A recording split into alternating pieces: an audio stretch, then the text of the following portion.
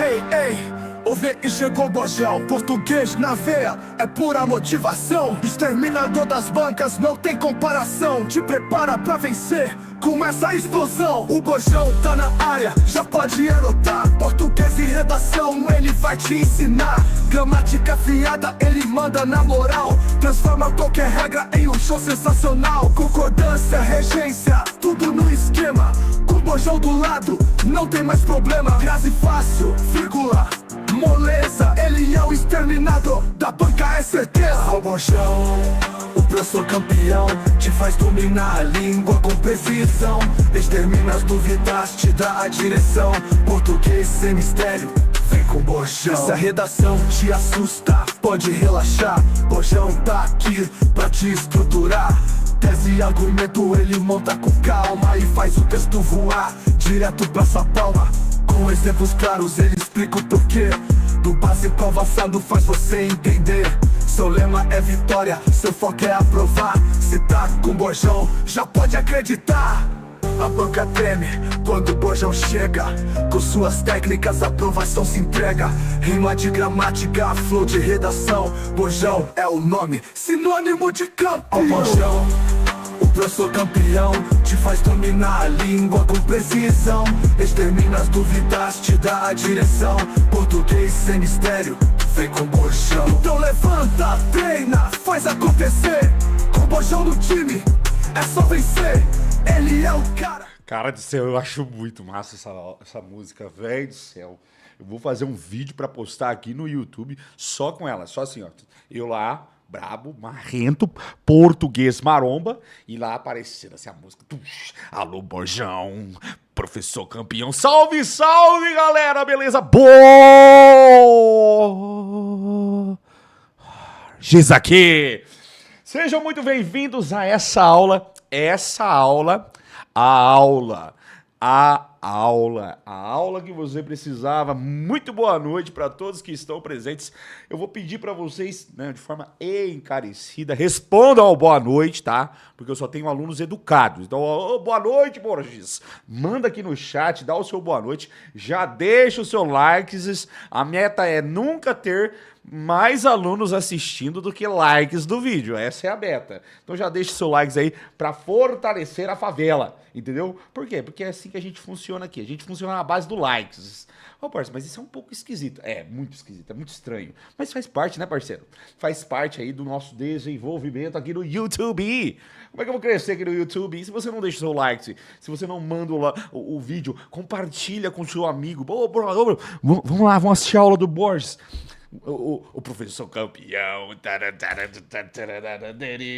Então, pessoal, hoje eu trouxe para vocês aqui 10 exercícios. Calma, até a câmera embraçou agora, que ela não está suportando. Serão 10 exercícios que vão cair, vai estar na sua prova, tá? Eu estou garantindo isso para vocês. Então, Borges, mas você tem certeza? Tenho, pessoal, tenho. A banca de vocês, tá? Apesar, levando em consideração não somente a banca, mas também o concurso por si só, tá? A instituição, nós teremos esses exercícios de língua portuguesa para você, tá bem? Então, deixa seu boa noite, participe, você é muito bem-vindo a essa aula. Vamos começar sem mais delongas? Sem mais delongas, me apresentando então, eu sou o professor Borges, professor de língua portuguesa aqui do canal do Ratão, o Ratão da Matemática, ele, o grande mouse, The Big Mouse. Você lembra do Topo Gigio? É um Topo Gigio, ele é o novo Topo Gigio brasileiro, é ele mesmo, o Ratão, professor Harrison. E aqui no canal dele nós vamos trabalhar aí a questão da banca COSEAC, né? Essa banca que, digamos, veio pela alegria dos meus alunos, né? A galera que quer entrar para as forças policiais, a galera que quer fazer parte, né, de uma força policial, a Polícia Penal é com certeza uma ótima opção. Pessoal, com certeza, nos últimos anos, proporcionalmente, uma das carreiras policiais que mais ganhou destaque. Por quê? Porque ela não era vista, né? O agente penitenciário não era visto como policial. Agora ele é realmente um policial. Entende-se o agente penitenciário como policial. Então, isso mudou a visão que nós tínhamos aí dessa prova. Então, agora você realmente vai ser policial aí fazendo a prova para a polícia penal, tá? Para você se tornar inspetor da polícia penal. Tranquilo? Esse é o nosso edital. Então, eu trouxe aqui, ó. Esse aqui é o edital número 2 de 2024. A respeito da prova. A banca é a banca COSEAC, né, da Universidade Federal Fluminense, perdão. O que acontece, pessoal? É uma banca que ela surgiu com o intuito de prestar vestibular, para a galera fazer vestibular. O que acontece é que muitas vezes essas bancas acabam evoluindo e também abraçam aí trâmites, né, de diversos concursos. Por quê? Porque isso faz parte, né, da função dela. Então, ela já abraça novos concursos, ok? Então, aqui é o nosso edital e eu trouxe para vocês aqui a parte de língua portuguesa.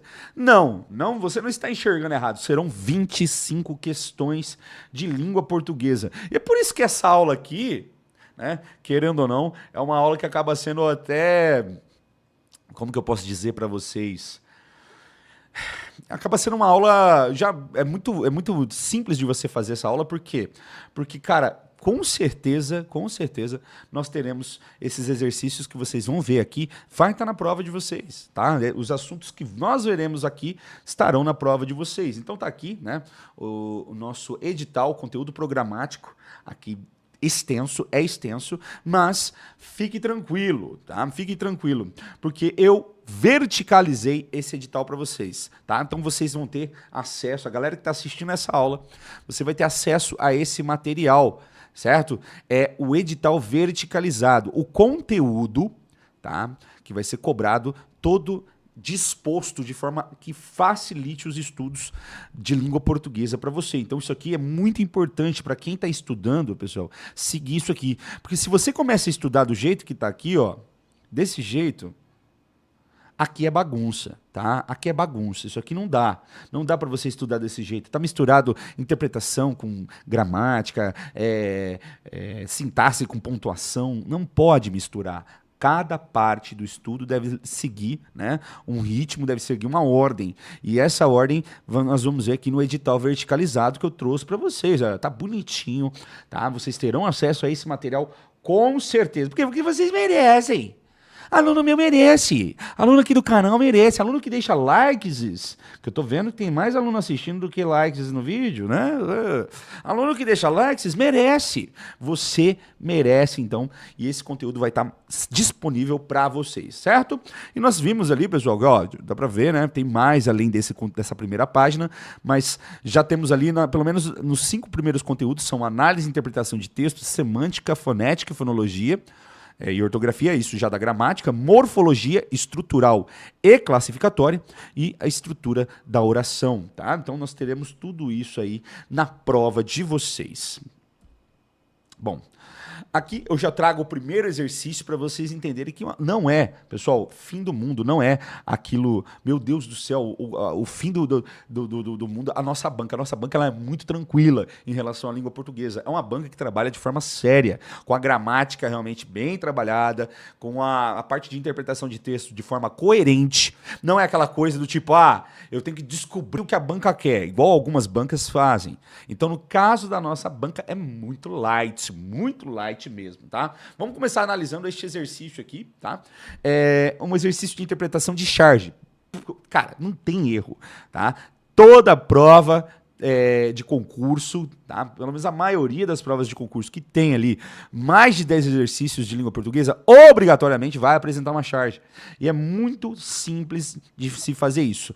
Tem gente que vai falar assim, pô, Borges, mas eu odeio quando a charge, o enunciado fala assim, encontre o humor da tirinha. Pessoal, o humor não é aquele humor que vai fazer você cair da cadeira de rir, não é isso aí não, não é as piadas daquele teu tio engraçado, não é isso. A charge, o humor dela é um humor mais, digamos que, por meio de uma quebra de expectativas apenas. Não é aquela coisa, meu Deus do céu, eu morri de rir. Eu lembro que tinha a única tirinha que até hoje que eu dei risada era uma tirinha do Chico Bento e era coisa boba assim, entendeu? Então não tem aquele negócio do tipo, meu Deus, onde tem o humor aqui? Não, você vai entender, né? Se você interpretar, você vai alcançar a quebra da expectativa, e nessa quebra da expectativa você enxerga o quê? O humor.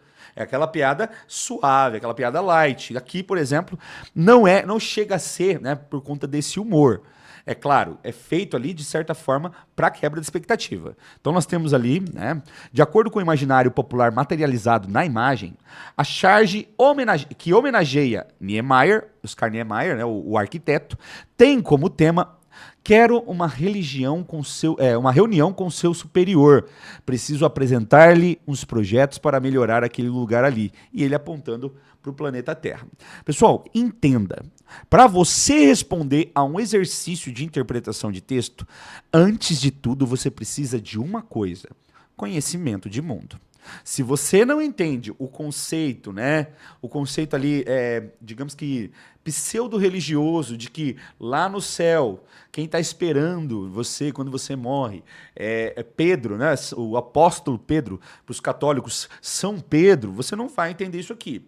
Se você não consegue compreender, né, que Oscar Niemeyer, sem nenhum aviso, se tiver só isso aqui, ó, Niemeyer, se você não compreender que esse cara, ele é um arquiteto de renome, né, mundialmente conhecido, e se você não entender que ele está fazendo aqui, né, uma crítica ao planeta, né, e a situação em que o planeta se encontra, perceba, há toda uma análise dos elementos que compõem a tirinha. Você não vai alcançar o entendimento. Borges, então o que eu tenho que fazer? Cara, você tem que usar tudo que você tem de conhecimento de mundo.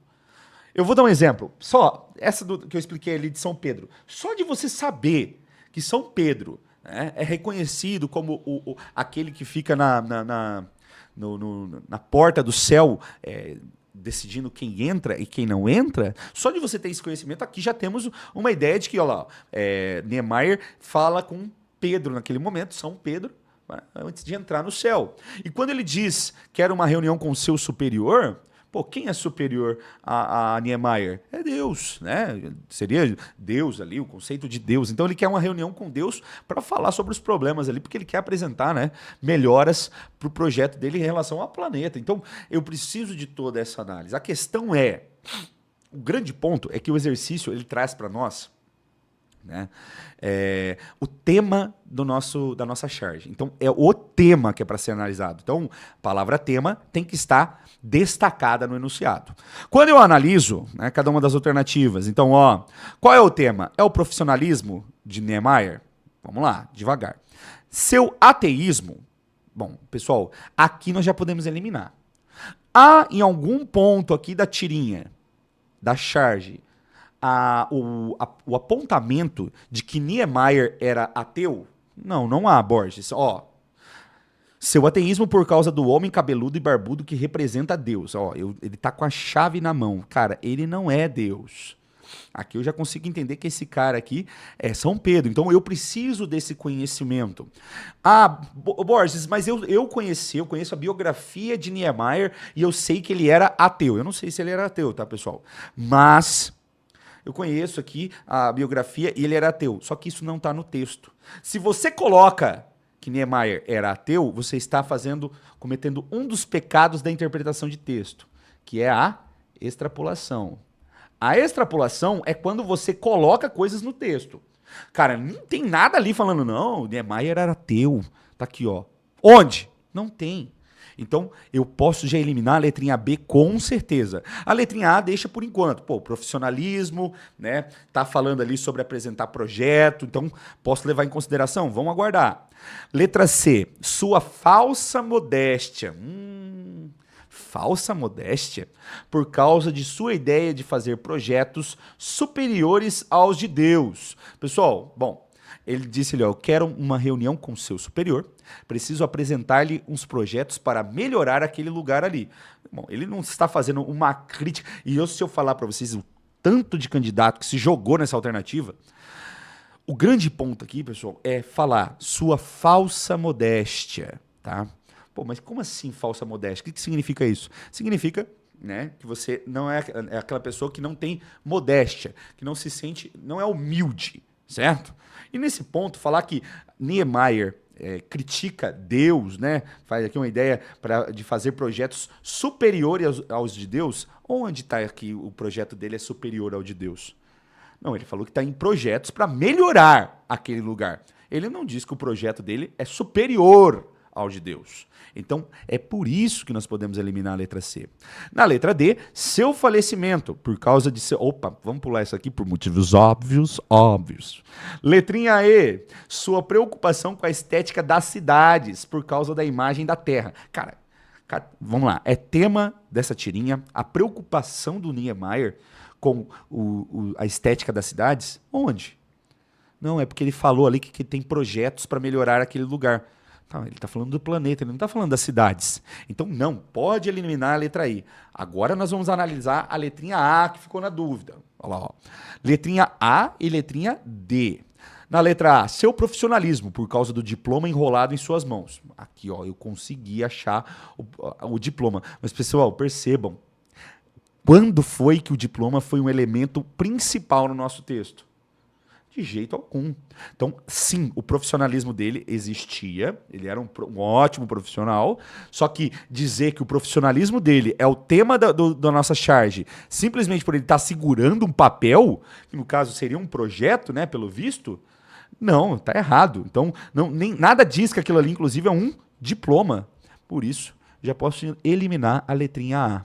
Agora, na letrinha D, seu falecimento, por causa de seu diálogo com São Pedro, o porteiro do céu. Pronto. Se você tem alguma dúvida sobre a questão de Pedro ser o porteiro de...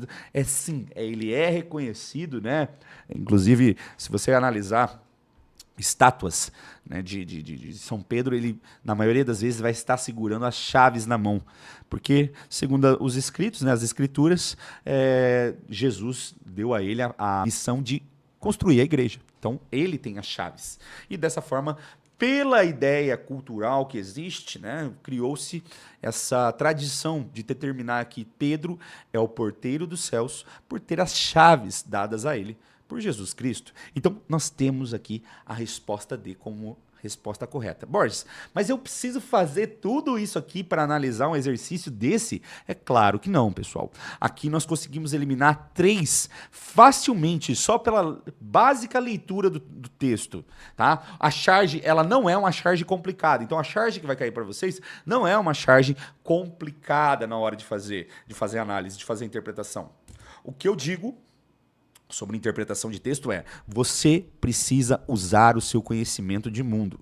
Eu espero muito que você esteja consumindo cultura, de modo que isso faça com que você realmente, né, agregue daquilo que foi produzido culturalmente, para você chegar numa prova dessa e, pegar todos esses elementos e entender. Agora vai lá, eu estou falando agora com você, que nunca viu Niemeyer. Não, uma vez eu escutei esse nome aí porque tinha uma estátua estranha lá na praça. Então você não conhece Niemeyer. Você com certeza rodaria nesse exercício. É necessário ter esse conhecimento, né? Saber, para você poder analisar todo esse contexto. Por favor, deixa aqui o seu boa noite aqui no nosso chat, faça parte dessa aula. Você também! Vamos lá, pessoal. Outro tema que vai cair Vai cair, Borges? Vai cair na prova de vocês.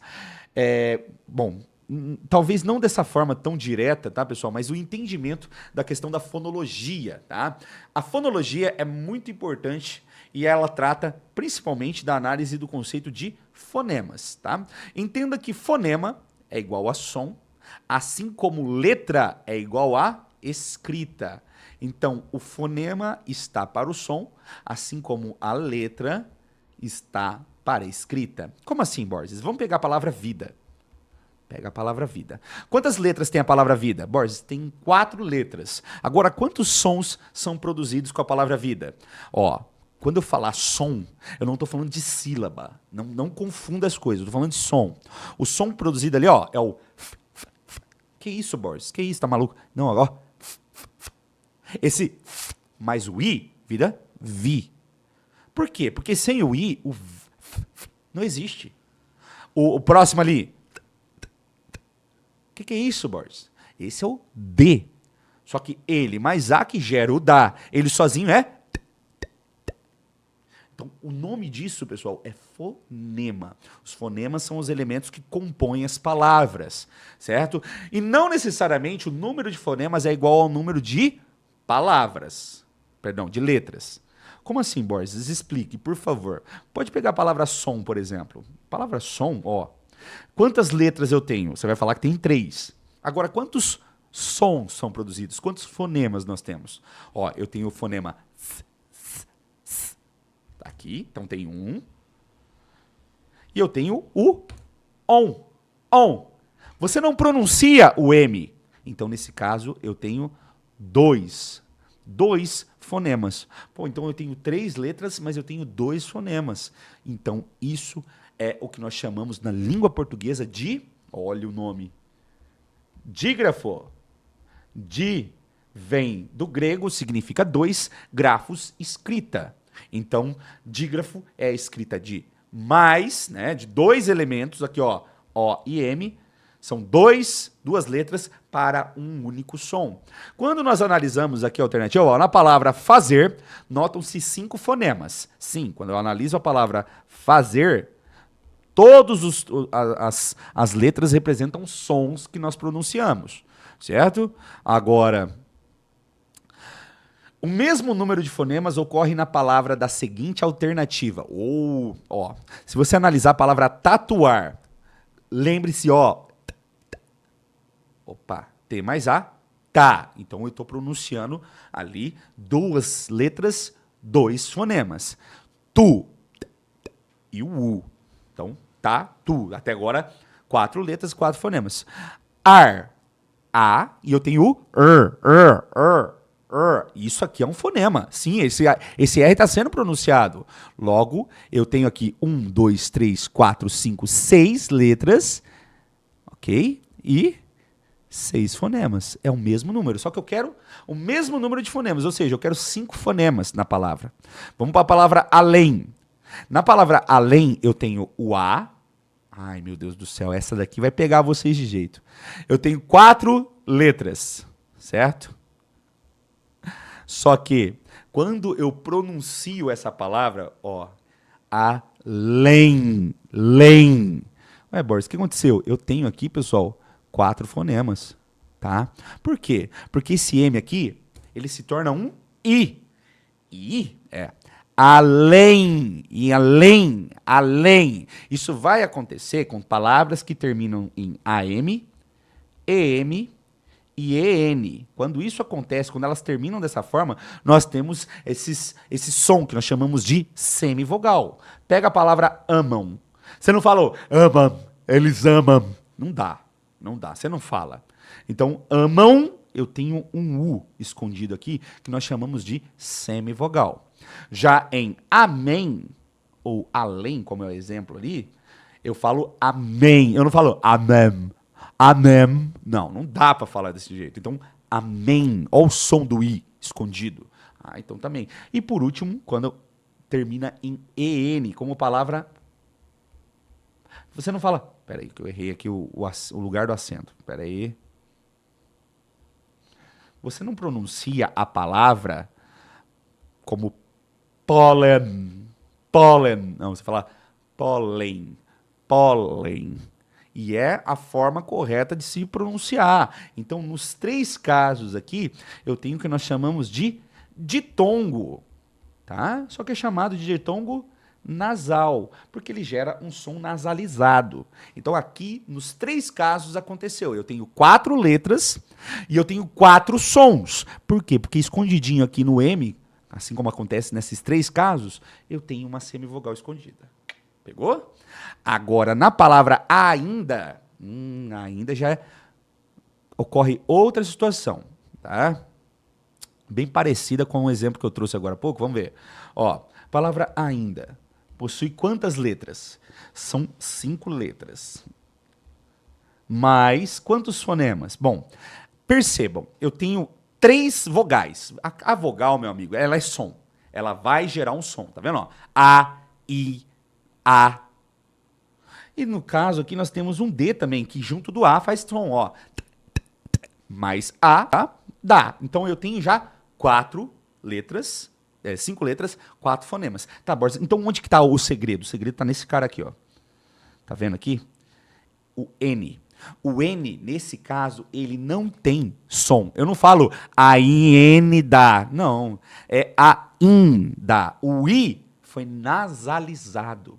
Então, olha, ó. A IN da. O nome disso, pessoal, é dígrafo vocálico. E é muito cobrado na prova porque a galera se perde nessa fita. Por que se perde, Borges? Porque a galera pensa que esse N aqui é fonema. Ele não é, ele só representa. Ele é a mesma coisa do tio. Tanto que o tio, olha lá, ó que bonitinho o tio. O tio era assim, ó. Ó. Aí, ó. O tio era um N, um pequeno N, que era colocado em cima das vogais nasalizáveis. Aí o que aconteceu? Foi se esticando, virou esse sinal gráfico que nós vemos hoje. Então, da mesma forma, tá? Aconteceu aqui. Acontece em todos os casos em que o M e o N estiverem sozinhos nasalizando. Como exemplo, Boris, dá mais um exemplo aí. Vamos pegar a palavra ímpeto. Ó, a palavra ímpeto, tá vendo aqui, ó? O M, eu não falo ímpeto. Não. É in, um fonema, um som só. In. Então aqui, em ímpeto, eu tenho 6 letras, certo? Mas eu tenho 5 fonemas. É isso que acontece. Boris, por que a gente usa M antes de P e B? Por causa do som. Como é que eu vou falar, ó, o N, tá vendo a língua, ó, N. A língua toca o céu da boca e a minha boca não fecha. Como é que eu vou usar um som que a minha boca fica aberta, sendo que o P e o B eu fecho a boca? P, ó, B. Nos dois casos eu fecho a boca. Assim como o M. Percebeu? Ímpeto. Então, antes de M, para que a gente consiga pronunciar, existe o uso, né? O uso do M antes de P e B, para que a gente consiga pronunciar a palavra. É pela lógica isso, tá, gente? Eu sei que não tem muita gente que explica essas coisas, mas é pela lógica que a gente consegue fazer isso. A palavra doutor são 6 letras. 6 letras. E todas são pronunciadas, assim como tatuar. Então, são 6 letras, 6 fonemas. Agora, na palavra quando, cuidado. Primeira coisa é que tem gente que já foi direto nesse U aqui. Não, Boris, Q e U, eu aprendi que é dígrafo. É dígrafo quando estiver junto do E ou do I. Assim como em queijo e assim como em... Pensa na palavra aí. Quimera. Ou seja, nesses dois casos aqui, eu não pronuncio o U. Realmente acontece dígrafo. Agora, aqui não. Aqui eu pronuncio. Ó o U falando, ó. Quan, uan, uan. Quando. Então, temos som aqui. Então, primeiro, são 6 letras. Agora, vamos analisar. Tem som de que. Que mais U mais A dá quá. Cu-A. É pronunciado. Então, nós temos aqui os 3 sendo pronunciados. E nós temos o D e o O lá sendo pronunciados, ó. Mais O dá Dó. Agora, esse N aqui acontece a mesma situação do ainda. Então, ele está apenas nasalizando o an. É como se eu pronunciasse dessa forma. Ó. A pronúncia é isso aqui. É claro que não tem essa grafia aqui, né? Não existe esse tipo de grafia. Então, aqui a função do N é só nasalizar o nosso A. Por isso que aqui temos 5 fonemas. Resposta correta, letrinha B. Olha, não pareceu uma explicação de matemática? Eu adoro quando as minhas explicações parecem coisa de matemática, porque é. É exatamente a mesma coisa. Eu só preciso encontrar o som. Só preciso saber como funciona essa dinâmica do som, tá? Até aqui tá tranquilo, pessoal? Vocês estão conseguindo acompanhar? Ficou na dúvida? Manda mensagem, sua mensagem é valiosíssima para mim. Porque dessa forma eu consigo, né, usar a sua dúvida para explicar para a galera as dúvidas deles. A questão da acentuação gráfica aqui na nossa prova, tá? Uma das dicas que eu dou, tome cuidado com esse tipo de exercício. Esse tipo de exercício aqui derrubou muita galera. Por quê? Porque eles vão pela análise da palavra. Mas não é a palavra que determina qual é o tipo de acentuação. É a terminação. Ué, Borges, como assim? Vou dar um exemplo. Vamos lá. Uma por uma. Vamos analisar. A palavra variáveis recebe acento gráfico por atender exatamente aos mesmos critérios que a seguinte palavra. Então, ó, eu preciso do mesmo critério que faz com que variáveis seja acentuada. Primeira coisa que eu posso deixar claro, todas são paroxítonas. Ou seja, a sílaba tônica de todas acontece, ela surge na penúltima sílaba. Isso é uma paroxítona. Fica do ladinho, né, da última sílaba. Então, eu posso ter aqui, ó, todas são paroxítonas. Isso já ficou claro para mim. A questão é, por que variáveis é acentuado? Então, variáveis é acentuado primeiro por ser uma paroxítona, certo? E após a gente analisar, né, qual que é o tipo de palavra, se ela é oxítona, paroxítona ou proparoxítona, após analisarmos isso, nós vamos para a determinação da regra. Qual é a regra que fez com que aquela palavra fosse acentuada? Bom, quando a gente analisa a palavra vírus, ela é uma paroxítona terminada em us. Toda paroxítona terminada em us leva acento, como a palavra bônus, como a palavra Vênus, como a palavra... Bônus, eu ia falar bônus, ônus. Vênus, qualquer outra palavra? Ai, meu Deus, eu vou colocar esse exemplo aqui? Vou. Com a palavra anos, ok? Então, todas essas palavras são acentuadas. Meu Deus, eu usei essa palavra aqui. Todas as palavras são acentuadas por terminar em us. Não é a mesma terminação, tá vendo? Ó. Aqui é terminada em eis. E já vou explicar o que é esse eis aí. A palavra fútil, não. A palavra fútil... ela é terminada em L. Toda paroxítona terminada em L leva acento. Como assim, Borges? Palavras como fácil, palavras como difícil, são acentuadas, tá? Agora, qual que é o ponto desse exercício, tá? Já vou explicar, senão eu vou dar spoiler demais. Vamos pular aqui pro caráter. A palavra caráter, ela é acentuada pela sua terminação em R. Ou seja, toda palavra paroxítona terminada em R leva acento, como por exemplo a palavra revólver, como por exemplo a palavra éter, e por aí vai. Essas palavras são acentuadas por serem terminadas em R. A galera que fez essa prova, né, eliminou facilmente essas alternativas. Agora, ficaram em dúvida. O pessoal que errou ficou em dúvida entre a letra C e a letra E. Por que eles ficaram em dúvida? Porque a palavra homicídio, né, tem essa terminação no que nós chamamos de ditongo. Né? A palavra homicídio é terminada em ditongo. Deixa eu explicar o que é um ditongo. É quando eu tenho uma vogal e uma semivogal, ou uma semivogal e uma vogal no fim da palavra. Como, por exemplo, a palavra pônei. Aqui eu tenho... um ditongo. O que é um ditongo? Tá? Quando eu separo a palavra pônei, fica assim, ó. Pônei.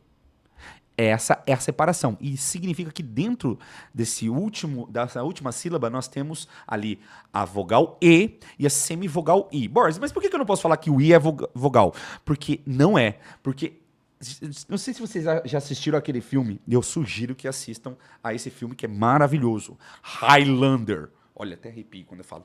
Highlander conta a história lá de um guerreiro imortal. E o lema desses guerreiros é: só pode haver um. Olha, meu Deus, chega a arrepiar. Peraí, mas o que tem a ver isso, Borges? É a mesma coisa com as vogais. Cada sílaba aceita apenas uma vogal. Peraí, então toda sílaba tem vogal? Toda sílaba tem vogal. Tem sílabas que não têm consoantes, tem sílabas que não têm semivogais, mas toda sílaba tem uma vogal. Quer saber a quantidade de sílabas de uma palavra? Conte o número de vogais. É igual. Então, o que acontece? O E aqui já é a vogal. Isso significa que o I não pode ser vogal. Então, na hora da separação, ficaram juntinhos, não ficaram? Então, aqui, ó, os dois. Só que o E é vogal. O I é uma semivogal. Então, acontece, nesse caso, ditongo. Como, por exemplo, aqui, né, em variáveis, aconteceu ditongo. Agora, o problema é que a palavra variáveis é o plural de variável, que tem a mesma terminação de razoável. A galera marcou brabo na letra E. O problema é que a letra E está errada. A terminação, a palavra razoável, ela é acentuada pela mesma razão de fútil. Ela é uma paroxítona terminada em L. Eu quero o mesmo critério de acentuação que a palavra variável. E é por isso que a resposta correta é a letra C. Por quê? Porque ambas, nesse caso, são terminadas em ditongo. Pegou a dica? Ou seja, esse tipo de exercício é o tipo de exercício que quebra a galera. Quebra muito, mas quebra brabo. Por quê? Porque vocês vão pela aquela quase que uma lógica que surge, né? Pô, peraí. Variáveis, o singular é variável. É o mesmo de razoável. Ah, encontrei a mesma... Não, não pode. Entenderam? Esse é o ponto. Fez sentido até aqui, pessoal? O pessoal tá participando muito ali. Meu Deus do céu. Eu não consigo nem responder ao chat. Tanta gente. Oh, meu Deus. Vamos lá, pessoal. Exercício aqui a respeito da questão da pessoa do discurso. Vamos analisar. Na fala, quero uma reunião com seu superior. Preciso apresentar-lhe uns projetos para melhorar aquele lugar ali. O elemento que se refere à segunda pessoa, isto é, aquela com quem o enunciador fala, é... Vamos lá, vamos imaginar essa conversação, tá? Está aqui, Emilson. E é ele quem falou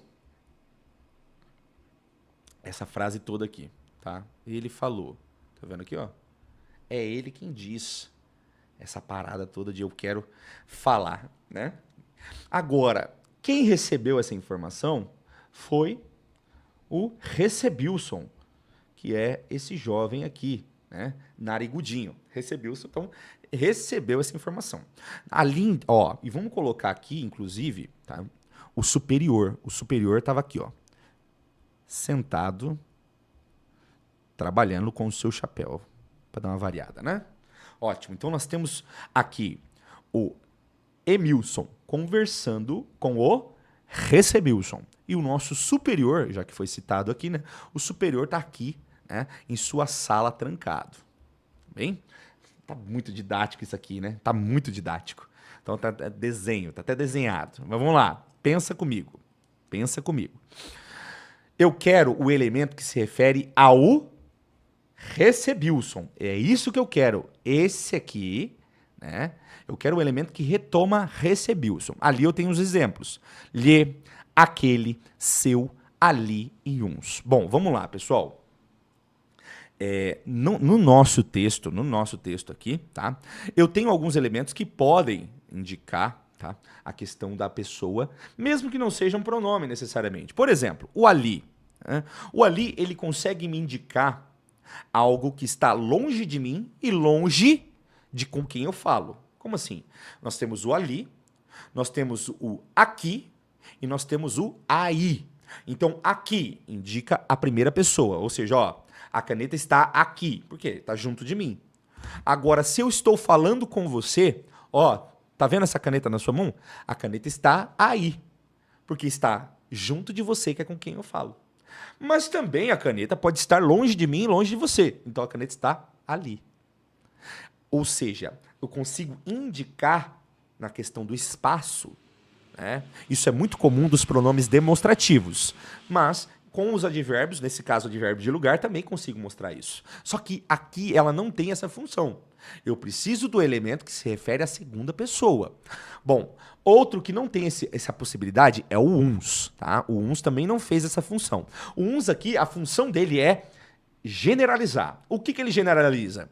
Ele generaliza a palavra projetos. Significa que eu preciso apresentar-lhe uns projetos. Eu não estou definindo quais projetos, eu não consigo apresentar que projetos são esses. Então, isso é uma função do uns. O uns como artigo indefinido é generalizar. Então, ó, agora se eu disser, ó, eu preciso apresentar-lhe os projetos. Opa, já mudou. Quando eu digo os projetos, significa que você, pelo menos, tem concepção de quais projetos são. E dessa forma, você sabe que projetos são esses. Agora, se eu falo para você, ó, uns projetos aí. Ah, então quer dizer que você não sabe e eu não estou, neste momento, apto, né, ou disposto a explicar. Então, também elimina. Agora, o lhe. O lhe é muito importante, porque o lhe tem essa função já. O lhe tem como função, inclusive, né? Por exemplo, se eu falar para você, ó, pessoal, eu vou apresentar-lhes a aula. Estou falando com vocês. E como eu sei que eu estou falando com vocês? Tem o pessoal e tem o lhes. Porque o lhes indica, vou apresentar a aula a vocês. Agora, o lhe aqui, ele não tem essa função. A frase diz, quero uma reunião com seu superior. Recebilson. Oh, tá certo? Preciso apresentar-lhe. A quem ele vai apresentar nos projetos? Aqui, ó. Ao superior. Se o Emilson é o emissor, e nós chamamos isso de primeira people, ou primeira pessoa, o Recebilson, que é o receptor,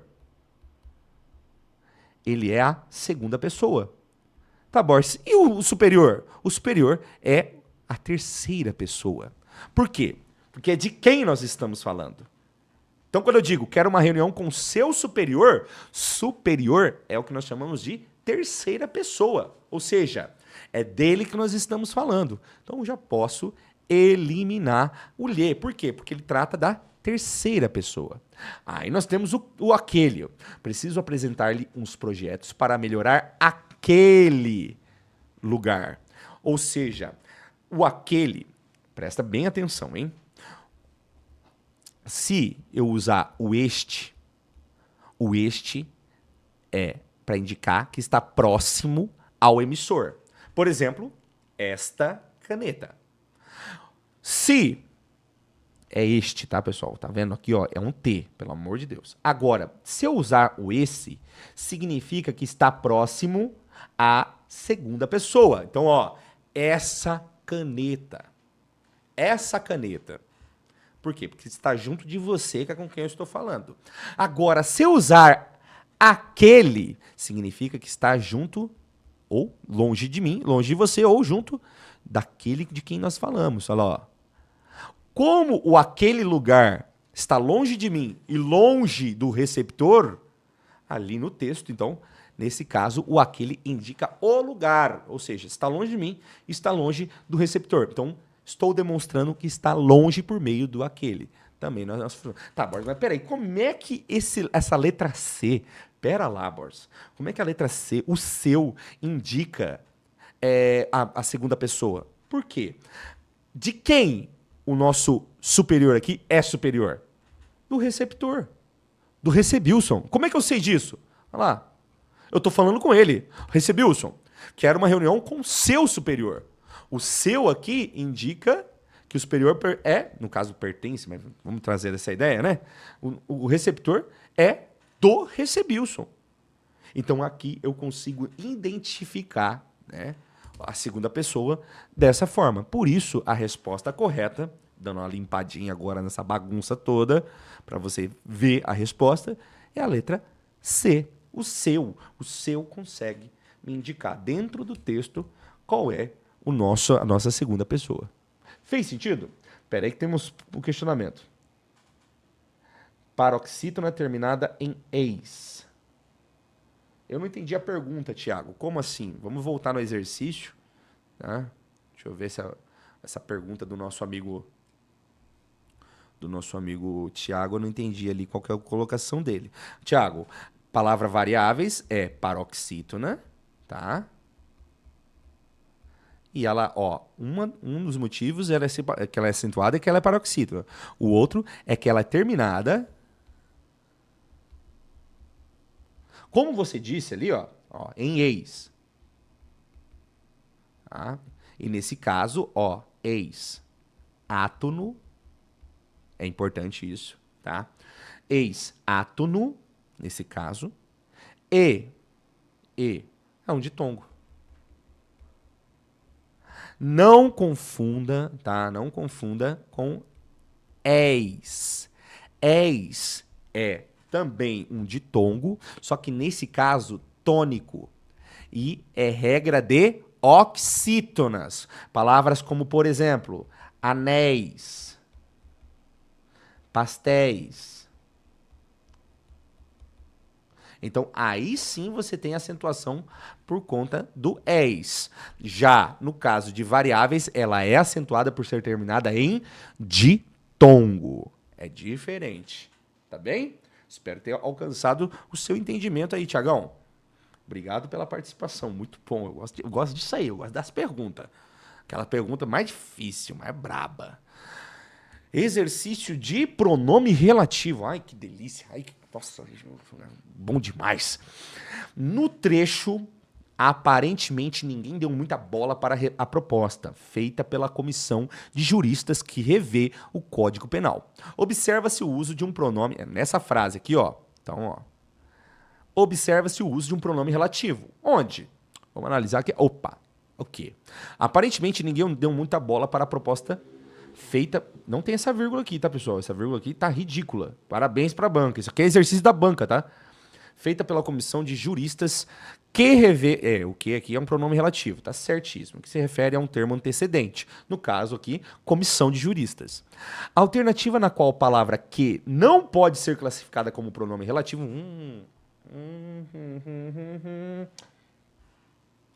ele entendeu. Muito bom, Thiago. Bom, pessoal, aqui é na maldade esse exercício. Por quê? Eu vou explicar para vocês da função do quê. Das funções do quê, ele pode principalmente ser duas coisas. Pronome relativo, e é onde entra a questão das provas, né? A galera da prova pega muito pesado a questão do pronome relativo. Parece, meu amor. E também conjunção integrante. Borges, como eu devo fazer a diferenciação dessas duas criaturas? Please help me. Bom, a primeira coisa é que você tem de descartar o pronome relativo. Ó, pega essas duas frases. O aluno que disse isso se foi. Que isso? Ele morreu, Borges? Não, não morreu, não.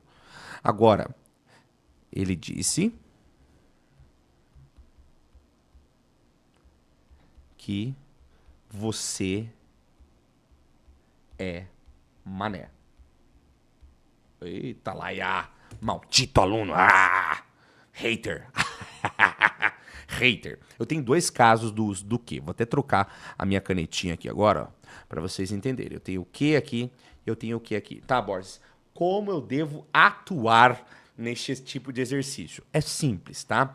O pronome relativo que nós trocamos, nós fazemos a troca dele, ó. Você pega ele aqui e você troca por o qual e suas flexões. Quais são as flexões do o qual?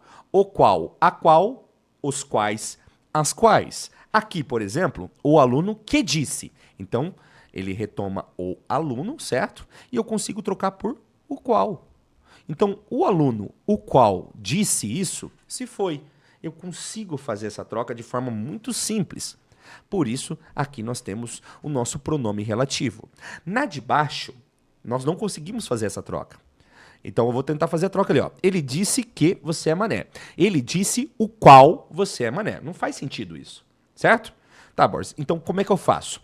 Não deu certo? Você vai pegar o que aqui, ó, e vai juntar com tudo aquilo que veio depois, ó.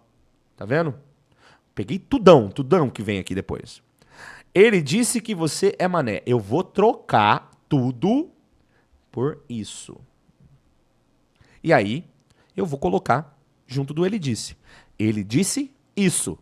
Deu certo? Deu certo, porque é conjunção integrante. Então, nessa troca, eu descobri já que esses dois Qs não são iguais. Ali no de cima, eu não consigo fazer isso que eu acabei de fazer. Ó. O aluno, isso. Não faz sentido.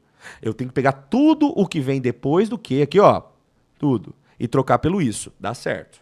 Aí eu tenho conjunção integrante. Não, não deu certo. Troquei por o qual. Deu certo? Pronome relativo. Olha como é que funciona no exercício. Desligar as máquinas que mantêm um paciente... Vou até trocar a caneta. Desligar as máquinas que mantêm um paciente vivo. Desligar as máquinas as quais mantêm um paciente vivo. Aqui é pronome relativo.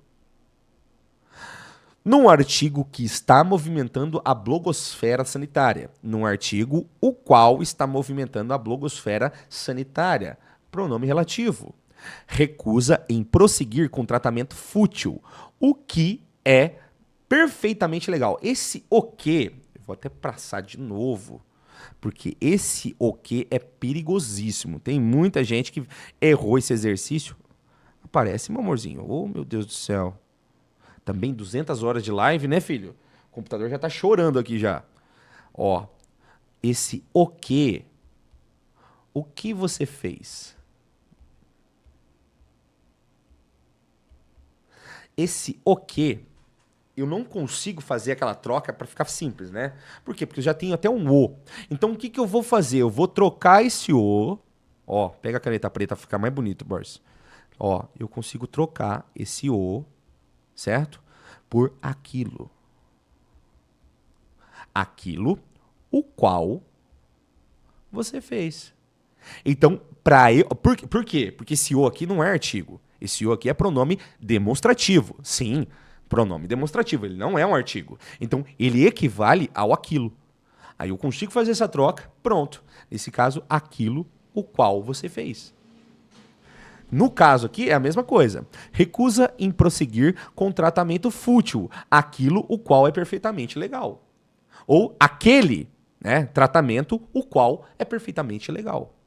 Então eu consigo retomar trocando aqui o meu o. E nesse caso, eu já posso determinar que aqui é pronome relativo. Agora, Murray diz que um de seus colegas chegou a tatuar o termo no code. Murray diz o qual um de seus colegas... Não deu certo. Pera lá. Murray diz... Pega tudo. Murray diz... Isso. Pronto. Esse Murray diz isso. Deu certo? Deu certo. Pronto. Você tem aqui conjunção integrante. Ou seja, não se refere a um termo antecedente como pronome relativo. Ou seja, a alternativa na qual a palavra que não pode ser classificada como pronome relativo é a letra D. Borges, mas e a letra E? Mais fácil ainda, porque o aqueles já está aqui, ó. Como pensam aqueles os quais, de fato, entendem do assunto? Esse que retoma, né, o aqueles, e eu consigo trocar por os quais. Fez sentido até aqui, pessoal? Tá batendo? Tá batendo firme? Pô, Borges, mas já... E o horário, Borges? Bora. Para de drama. Por quê? Porque agora é aquele momento special. Aquele momento especial, o momento da propaganda. Vamos para os reclames do Plim Plim e voltamos já. Sim, nós temos aqui as duas mentorias que estão à disposição para você que está se preparando para o seu concurso, tá? Nós temos aí a mentoria Toca da Raposa. Sim, você pode ter acesso à mentoria Toca da Raposa, que são aulas particulares, tá? Gravadas com material em PDF, com simulados, tudo aquilo que você precisa para ir bem na sua prova. Qualquer dificuldade que você tenha, Borges, eu quero só uma aula. Borges, eu preciso de uma aula só para você me explicar o que é tal assunto, porque não entra na minha cabeça. Pois nós vamos fazer entrar. Pera aí que nós vamos fazer entrar, papai. É desse jeito que funciona. Tá ali também o curso de redação, para você que vai prestar concursos com redação. Então, tá ali o nosso curso de redação, ó.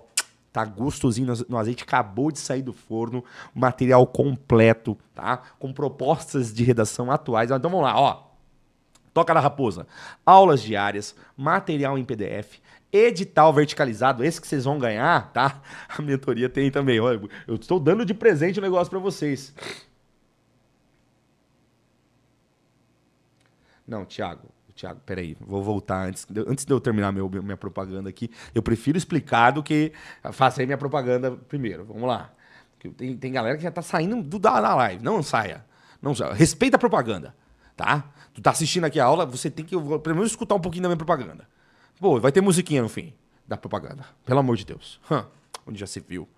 Ó, o Thiago, presta atenção. A letra O, a alternativa na qual palavra que não pode ser classificada como pronome relativo é a letra D, porque na letra D ela é uma conjunção integrante. Então, é por isso, tá?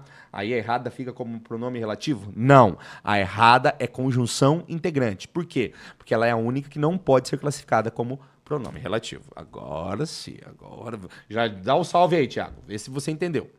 É disso que eu gosto. Gosto de aluno que participa, entendeu? É desse jeito, Thiago. Tem que ser desse jeito mesmo. Vamos lá, pessoal. Nossa mentoria, então, tem aulas diárias, material em PDF, o edital verticalizado que vocês vão ganhar aqui. Nossa mentoria sempre tem. Tira dúvidas. Sim, eu estou 24 horas disponível. Ah, Boris, mas você não respondeu 3 da manhã. O que você está fazendo 3 da manhã mandando mensagem? Vai procurar Jesus. Eu durmo assim como vocês, mas eu durmo. Todas as aulas são gravadas, então você pode guardar essas aulas para poder utilizar depois. A revisão de véspera, uma revisão, né, assim que você tiver a prova o dia antes, nós fazemos uma revisão, um bate-papo, pode ser um bate-papo, um simulado, do jeito que você quiser. E a interposição de recurso, caso você queira entrar com recurso contra exercícios, né? Pô, Boris, faltou uma questão para mim, vamos tentar derrubar um exercício para poder te salvar. Tá? Já a redação de urgência, que é o nosso curso online, é para aquela galera que tá com a corda no pescoço. Ai, que referência horrível, mas é essa. Aquela galera que tá... eu consigo. A água tá até aqui, ó. Ah, porque só presta atenção quando bate água na bunda. Não, já tá aqui no pescoço. Então, o que é a redação de urgência? É para aquela galera que precisa para agora. Então, nós temos aulas teóricas, correção de redações, material em PDF, propostas atuais, propostas de agora, tá? Estrutura por banca, ou seja, a sua banca vai ser a base das nossas aulas, a revisão de véspera e a interposição de recurso, que com certeza vale muito a pena, pessoal. Já passei, muitos alunos meus entraram, né, nas instituições para que eles estavam prestando prova, simplesmente porque a gente conseguiu fazer uma boa interposição de recurso, tá? Gostou? Tá na ideia? Clica ali, ó. 43 99906 9427 e deixa a palavra, presta atenção, hein? Palavra-chave. A palavra-chave é pronome relativo. Deixou lá a palavra-chave. Boris, mas não é a palavra-chave, é uma expressão. Tá bom. Então a expressão-chave é pronome relativo. Aí eu vou saber de onde você tá vindo e você vai ganhar o seu presente, tá bem? Lança lá, que nós estaremos aguardando você. Nós quem, Boris? Eu e Deus. God. Que vamos te ajudar. Vamos lá, dando continuidade aos nossos exercícios. Pessoal, tá aqui um exercício que derrubou muita gente, tá? Exercício de voz verbal não cai em prova de concurso, ele despenca. Por quê? Porque a galera não se atenta, né, ao conceito geral da nossa questão de mudança de voz. Boris, explique, por favor. Então, voz verbal, para nossa aula de hoje, eu preciso saber que existem principalmente duas vozes verbais. A voz ativa. E nesse caso, eu vou colocar como exemplo aqui, ó. O menino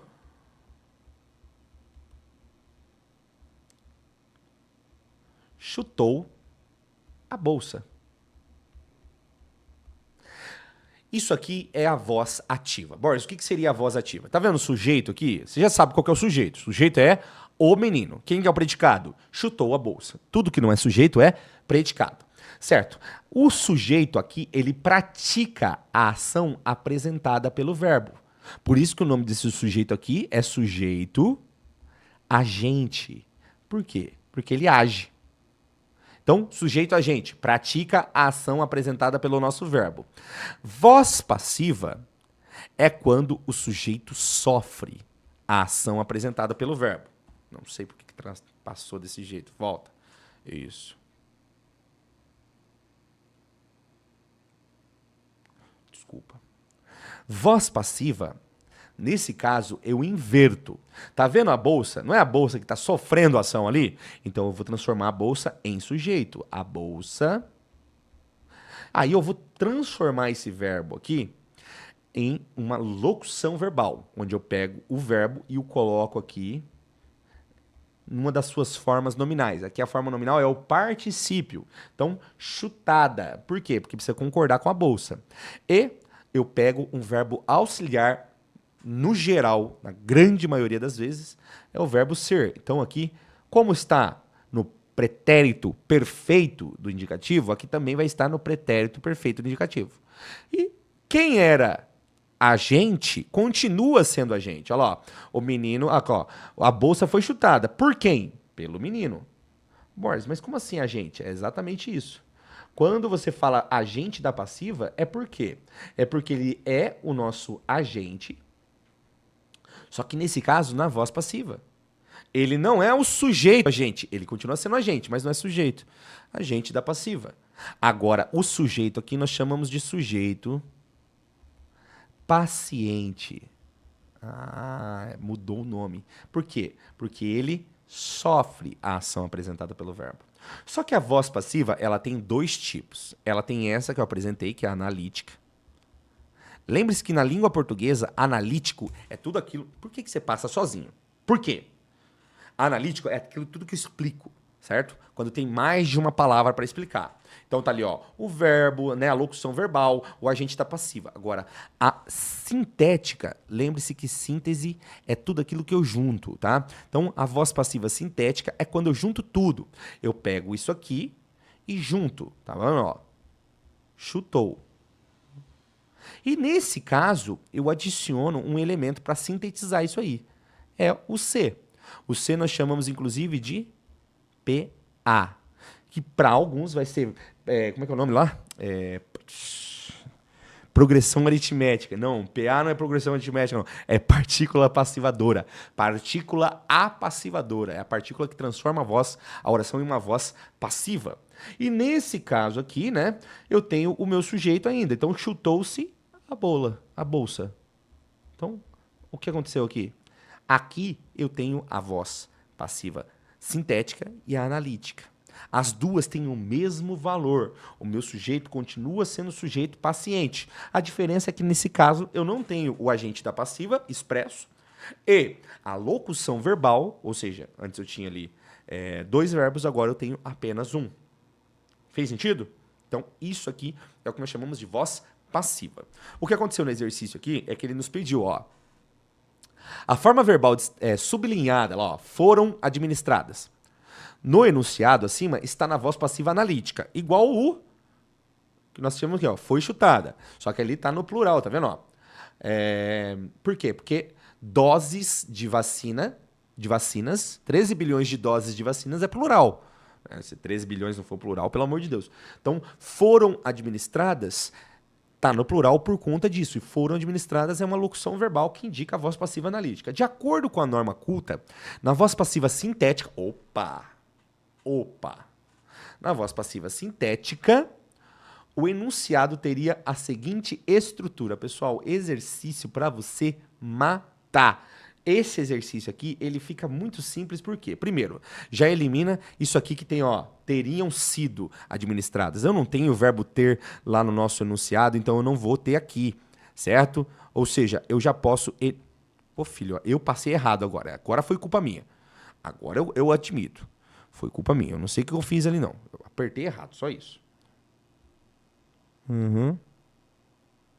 Não, filho, eu quero aqui a canetinha. Canetinha vermelhinha. Então, eu já posso eliminar, né, essas que tem... a letra E também. A letra E haviam sido... Não tem... Pessoal, não tem o verbo ter, não tem verbo haver. Eu não vou colocar esses dois do nada.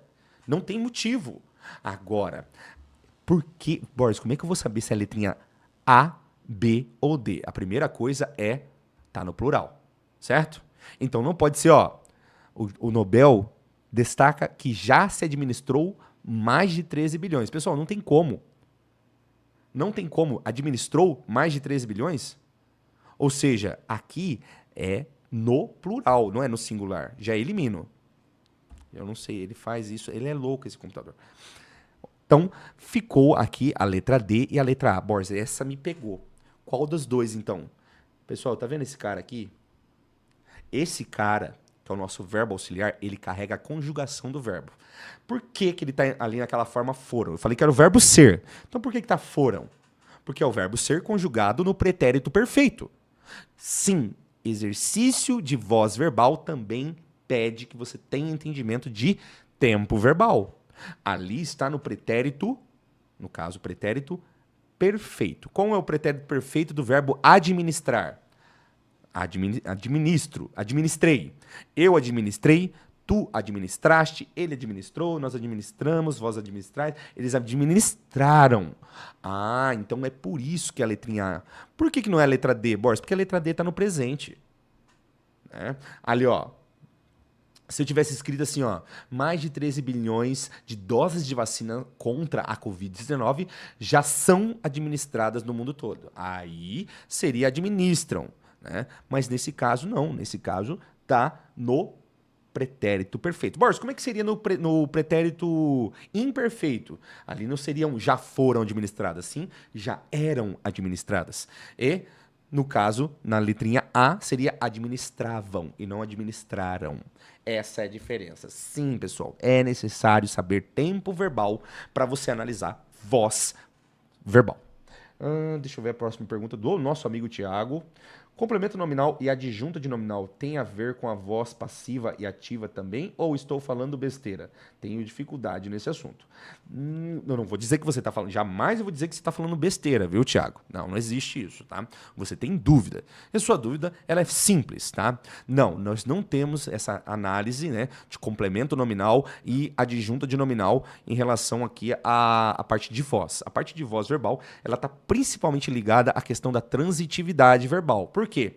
Só vai ter alteração da voz verbal os verbos que forem verbo transitivo direto e verbo transitivo direto e indireto. Que sumiu bem na hora que eu fui. Oh, meu Deus do céu.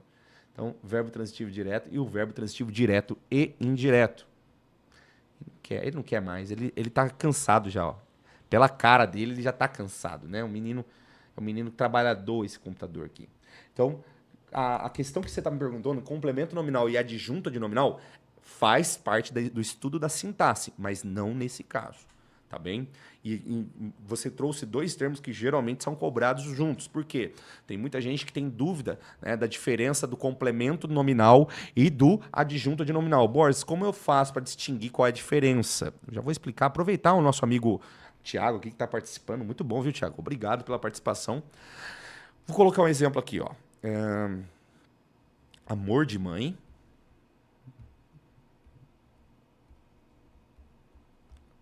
e amor à mãe.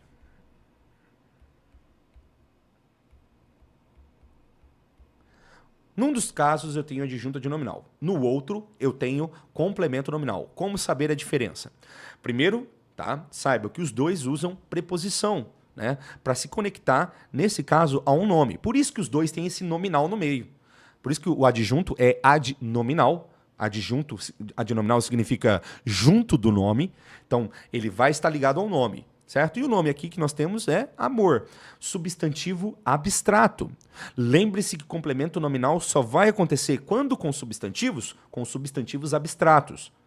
O que é um substantivo abstrato? É aquilo que eu não consigo imaginar o formato e depende de alguém para existir. Sentimentos, por exemplo, substantivo abstrato. Agora, como é que eu faço para saber a diferença, Borges? Bom, está na relação com o nosso termo que vem depois. Por exemplo, de mãe. Amor de mãe. A mãe, ela pratica ou ela recebe o amor? Borges, aqui, amor de mãe, ela recebe. Tá vendo, ó? Não, perdão. Aqui ela pratica, né? Amor de mãe. Amor é... Tipo aquela música do gato, do Zóio de Gato. Amor é só de mãe, esse ditado eu boto fé. Não tá ligado? Vou dizer como é que é. Amor é só de mãe. Ó, amor é só de mãe. Amor de mãe. A mãe pratica o amor com você e você tem que dar valor a esse amor, hein? Então aqui, amor de mãe. Nesse caso, como a mãe pratica o amor, eu tenho adjunto adnominal. Agora, amor à mãe. A mãe pratica o amor? Não, a mãe recebe o amor. Então, nesse caso, amor à mãe, eu tenho complemento nominal. Por quê? Porque o complemento nominal, ele é passivo. Ele recebe, tá? Por exemplo, crítica do professor. O professor praticou a crítica, adjunta de nominal. Crítica ao professor. O professor recebeu a crítica, complemento nominal. Essa é a diferença, tá? Muito obrigado pela sua pergunta, meu jovem amigo Tiago. Estou muito feliz da nossa live, está bombando, o pessoal está participando. É muito bom, é muito legal, é muito bacana, tá, pessoal? Eu gosto muito disso, fico muito feliz, né? Eu nem vejo o tempo passar. Um assunto importantíssimo e que tende a ficar cada vez mais premente à medida que a população envelhece e a medicina amplia seu artesanal terapêutico. A locução, à medida que, no fragmento acima, assume o seguinte valor semântico. Quando se fala em valor semântico, nós estamos com certeza falando aí na questão do valor do sentido da palavra, ou nesse caso, do sentido da locução. E aqui, pessoal, é muito importante entender o conceito de cada um desses termos. Temporalidade, causalidade, proporcionalidade, finalidade e adversidade. Tá? Vamos começar pelo de baixo, adversidade. Adversidade significa oposição, tá? Significa que o que vem depois é o oposto àquilo que foi dito antes. Por exemplo, estudei muito, porém fui mal na prova. A lógica indica que se você estuda muito, você vai bem na prova. O que eu apresentei? O oposto à lógica. Ou seja, eu estudei muito, porém fui mal na prova. O porém tem valor de adversidade, que significa para nós, então, oposição. Certo? Então, aqui, a ideia é de oposição. Ali eu não tenho essa ideia, tá? Um assunto importantíssimo que tende a ficar cada vez mais premente à medida que a população envelhece. Então, eu não tenho essa relação ali de adversidade. Temporalidade. A ideia é de tempo, não tem erro, tá? Temporalidade me traz a ideia de tempo, como por exemplo, quando cheguei, estavam dormindo. O quando me indica o momento em que eu cheguei. Lembre-se que o tempo ele pode ser apresentado em 3 pontos, né? Aquilo que já aconteceu, nós chamamos de pretérito, indica a ideia de anterioridade. O futuro, que é aquilo que ainda vai acontecer, que nós damos o nome de posterioridade. E aquilo que acontece no exato momento em que eu falo, no presente, que nós chamamos de simultaneidade. Por exemplo, enquanto eu falo, vocês anotam. Ou seja, enquanto indica que eu falar e vocês anotarem acontece simultaneamente. E não é para fazer isso, tá? Pelo amor de Deus, não vai começar a anotar as coisas agora. Preste muita atenção. Então, aqui nós não temos também a ideia de tempo com a medida que. Já a finalidade, pessoal, indica... O pessoal, quando fala finalidade, confunde com algo que acabou, né? Algo que já terminou. Não. A finalidade indica o objetivo. Como, por exemplo, né? Estudou para a prova. Qual é a finalidade do estudo? A prova. Então, nesse caso, o para me indica finalidade. Nós não temos aqui a ideia disso. Então, pode colocar aqui objetivo. Causalidade. O conceito de causa e consequência. Lembre-se, tá? A causa acontece primeiro. Então, dentro de uma linha temporal, vamos colocar como exemplo aqui, ó. Não teve aula.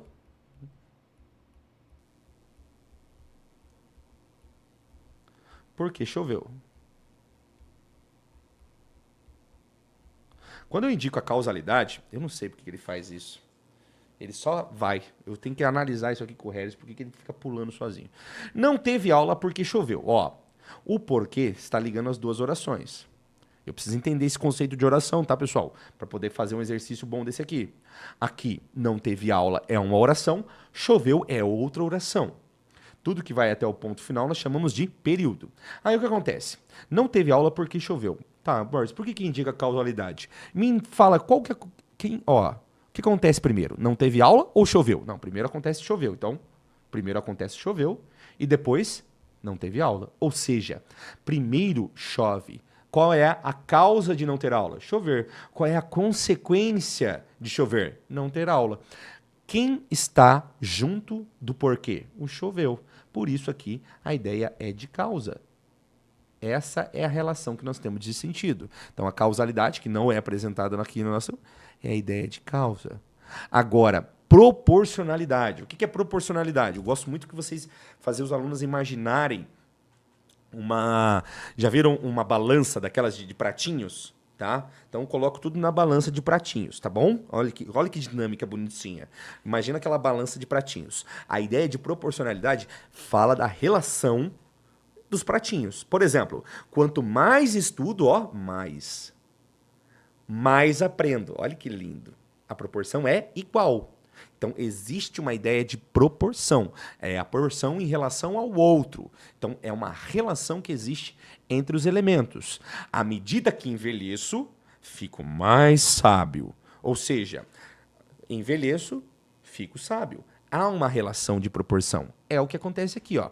Um assunto importantíssimo e que tende a ficar cada vez mais premente à medida que a população envelhece. Então, ó, a população envelhece, um assunto importante que tende a ficar mais premente. Ó, fica mais premente, a população envelhece. As coisas acontecem. À medida que, e à proporção que, são as nossas conjunções de proporcionalidade mais importantes. Tá? Inclusive as únicas que levam crase. Mas, além delas, nós temos o quanto, né? Quanto mais, mais, quanto mais, menos, quanto menos, mais, quanto menos, menos, e por aí vai. Então, aqui a relação é de proporcionalidade. Parabéns para quem acertou. Teve gente respondendo aqui, ó. Parabéns ao Guedes, né? Muito bom. Leona, boa noite, seja bem-vinda. Morris, você recomenda gravar todas as conjunções ou apenas as mais importantes que geralmente pedem? Eu não sugiro gravar nada, jamais. Eu sugiro aprender. Pô, Morris, como assim, cara? Fala besteira. Aprender? Presta atenção. Pega o como de exemplo. O como, ele serve como conjunção causal, ele serve como conjunção comparativa, ele serve como conjunção conformativa. Como é que você vai saber? Pelo contexto. O contexto é soberano. O contexto é soberano. O contexto é soberano. O que determinou que o à medida que é de proporcionalidade, no nosso caso ali, é a relação de sentido do contexto. Pega ali o exemplo que eu dei. Não teve aula porque choveu. O porquê também pode ser conjunção explicativa. O que vai definir se ele é conjunção explicativa ou conjunção causal? O contexto. O contexto é soberano. Fez sentido, Thiago? Então, mais importante, aprender, não é decorar, aprender a analisar o contexto.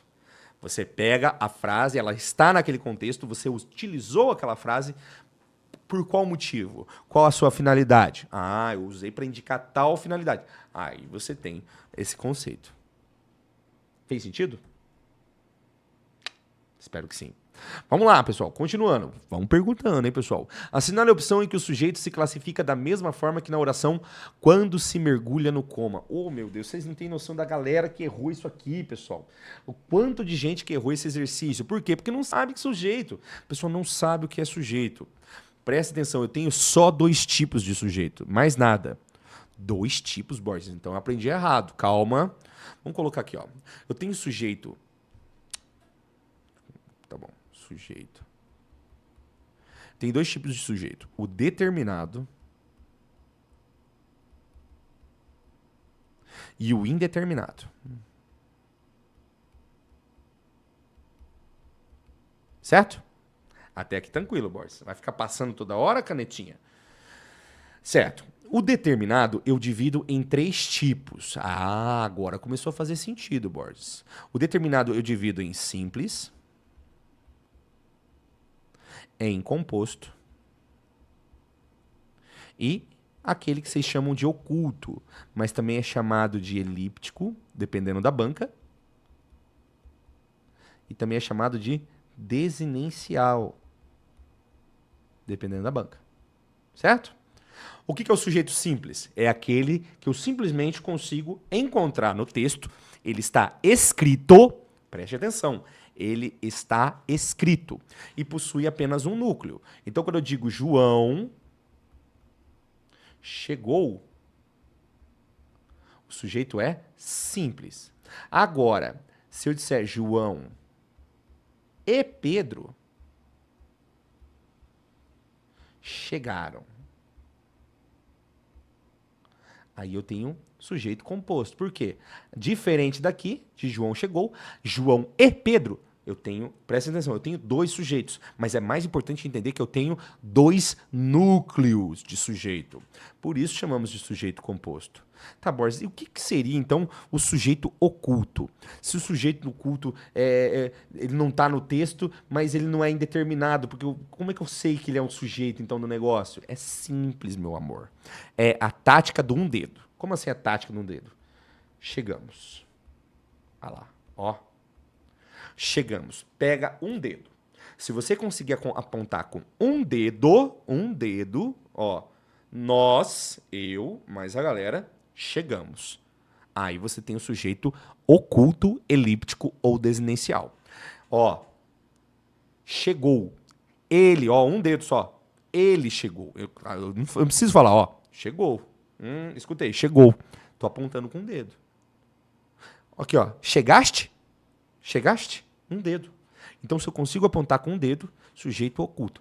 Qual que é a característica dele? Não estar no texto. Eu não preciso escrever o nós aqui para saber que o sujeito é nós chegamos.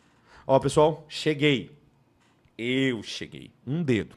Tá, Borges, por que tem que falar de um dedo? Porque nós temos o sujeito indeterminado. O sujeito indeterminado, ele vai acontecer quando eu tiver a terceira pessoa do plural sem o meu sujeito expresso. Ó, chegaram. Mas e um dedo, Borges? Não é eles? Só que eles é muita gente. Eu perco as contas, tá vendo? Não, aqui não dá, não. Eles chegaram. Se o eles estiver escrito, sujeito simples. O eles não está escrito, está no plural, sem o sujeito expresso, aí nós temos o sujeito indeterminado. Por quê? Porque eu perdi as contas. Chegaram é muita gente, eu não sei quem chegou. Então, chegaram, sujeito indeterminado. Chegou, sujeito determinado, oculto. Chegamos, sujeito determinado oculto. Chegaste, sujeito determinado oculto. Cheguei, sujeito determinado oculto. Chegaram, sujeito indeterminado. Esse é o ponto, certo? O pessoal tá... isso aí. Agora, o outro caso em que ocorre o sujeito indeterminado, e esse é um ponto importante, tá? Até aqui vocês gravaram, né? Tem mais um passo, que é esse aqui, ó, do sujeito indeterminado. Ele vai acontecer quando eu não quiser colocar o meu sujeito, né? Quando eu não quiser dizer quem é. Por exemplo, se eu disser, ó, precisa-se de costureira. Cara, eu uso esse exemplo há tanto tempo. Precisa-se de costureira. Aqui a questão é, quem precisa? Para acontecer, para esse sujeito aqui ser chamado de sujeito indeterminado, eu preciso de um verbo na terceira pessoa, terceira pessoa do singular. E este cara aqui, que é chamado de PIS, partícula de indeterminação do sujeito, ou índice de indeterminação do sujeito. Tá, Borges, mas espera aí. Já me disseram que tem pegadinha aí. Não tem pegadinha. O que tem é uma dúvida sobre isso aqui, ó. Aluga-se imóvel. Lembra que a gente acabou de falar da oração na voz passiva sintética? A gente acabou de falar sobre isso. É o que aconteceu aqui, ó. Aluga-se imóvel. Oh, meu Deus do céu. E agora? Esse cara aqui é PIS ou é PA? É PIS, partícula de indeterminação do sujeito, ou é PA, partícula apassivadora? O que você vai fazer? Você vai pegar o imóvel, joga lá na frente. Coloca aqui, ó. Imóvel. E você vai pegar o verbo aqui e vai transformar naquela forma, naquela locução verbal. Aluga-se imóvel, imóvel é alugado. É por isso que quando está desse jeito aqui, nós conseguimos colocar no plural e, nesse caso, o verbo vai plural. Alugam-se imóveis. Imóveis são alugados. Agora, no de cima, você consegue fazer a mesma coisa? De costureira é precisado? Não dá. Por isso que o nosso exercício aqui, ele pega nisso, ó. Quando se mergulha no coma, o C aqui é PIS. Tá vendo? Eu não sei quem mergulha no coma. Então, mas Borges, e se eu inverter? No coma é mergulhado? Não faz sentido. Então aqui nós temos o PIS, ou seja, o meu sujeito aqui é indeterminado. Tá, Borges, então como é que eu vou fazer aqui? Ó, vamos lá, por partes. Letra E. A enfermeira do posto de saúde descobriu o menino. A enfermeira do posto de saúde é o meu sujeito. Tá. Quantos núcleos nós temos? Borges, deixa eu ver. Quem descobriu o menino? É só você achar a palavra mais importante. Enfermeira. Ou seja, o sujeito aqui é simples. Pronto, ficou mais fácil. Então, nesse caso, o sujeito é simples. Beleza. Acordou para o horror. Ó, acordou. Cadê o meu sujeito? Não está escrito. Quem acordou? Ele. Uma palavra, ó, um dedinho só. Aqui o sujeito é determinado oculto, elíptico ou desinicial. Há menos de um mês. Cuidado, aqui nós não temos nem sujeito determinado, nem sujeito indeterminado. Nós simplesmente não temos sujeito. Por quê? Porque o verbo haver, você vai aprender isso comigo, né, mais pra frente, é um verbo impessoal. Borges, o que é um verbo impessoal? É um verbo que não possui sujeito. Então é por isso que nesse caso nós não temos. Não tem. Borges, mas menos de um mês não é o sujeito? Não. tá? Não. Por quê? Porque o verbo haver precisa de complemento, ele não precisa de sujeito. Ele abre mão de sujeito para ter um complemento. E é necessário entender a predicação para entender isso aqui. Mas esse é um dos casos em que verbo não tem sujeito. Também é caso em que verbo não tem sujeito quando você tem verbos que indicam a ideia de fenômenos da natureza. Por exemplo, choveu ontem. Quem choveu ontem? Aí sempre tem um maravilhoso cristão que fala, Deus choveu. Não tem um sujeito. A chuva é um fenômeno natural que não tem um sujeito para praticá-lo. Simplesmente acontece. Por isso, também é uma oração sem sujeito. Não existe mais sujeito inexistente. As bancas não cobram mais isso, tá? Na letra A, nos primeiros 12 anos, descia a cidade vertical aos trombolhões de crianças. Pessoal, descia. Ó. Um dedo. Quem descia? Ele descia. Cadê o ele? Não tá aqui. Por quê? Porque o sujeito é oculto. Agora, pega a letrinha B. Selaram seu destino com a displicência. Oh, meu Deus do céu. Quem selaram? Eles. Perdi as contas. Por isso que a resposta correta é a letrinha B. Então, é dessa forma que você vai analisar os tipos de sujeito da oração. Vamos lá, tem bastante... Opa! Quando é normalmente o... Quê? Quando é normalmente o verbo é intransitivo? Tiago, vem de novo com essa última mensagem que eu não entendi, meu grande. Ou meu consagrado. Ou meu garoto. Vem de novo com essa que eu não entendi o seu questionamento, mas eu respondo se você trouxer de novo, tá? Aqui, nós estávamos falando agora sobre o verbo haver. E o verbo haver, ele é impessoal. Olha lá, ó. Na oração, há entre os autores predominância de perspectivas de esquerda. O verbo haver está corretamente empregado em sua sintaxe impessoal. Por quê, Boris? O que significa sintaxe impessoal? Sintaxe é a estrutura, é o uso do verbo na estrutura. E impessoal porque ele abre mão de ter um sujeito. Boris, tem outros verbos em que acontece isso? Tem. O verbo fazer, por exemplo, quando indica tempo. Né? Fez frio ontem. Quem é o sujeito? Jesus. Não. Quem fez frio? O tempo. Não tem sujeito. Então, quando o verbo fazer indica clima, aí ele também não tem sujeito. Também quando ele indica tempo passado, tempo decorrido. Faz anos que não o vejo. Não é fazem anos que não vejo, é faz anos. Porque a característica do verbo, quando ele está em sua sintaxe impessoal, é se manter no singular. Tá? Lembre-se disso. Ele vai estar... O que eu fiz aqui? Singular? É o horário, gente. Começo a falhar. Estou falhando já. Oh, meu Deus do céu. Vamos agilizar. Então, o verbo é utilizado no singular. E o que esse exercício fez aqui? Tá?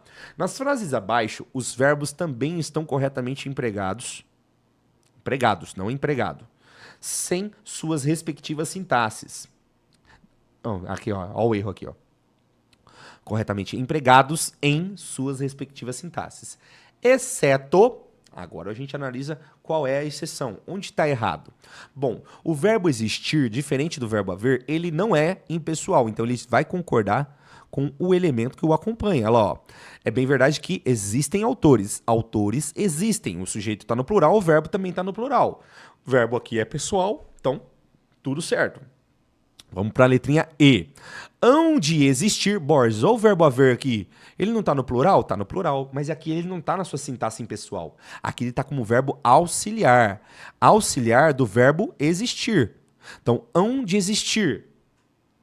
Então aqui, se fosse, por exemplo, o verbo dever, devem existir. Então, devem existir ou hão de existir autores. Aqui, os dois verbos estariam corretos. Na letra D...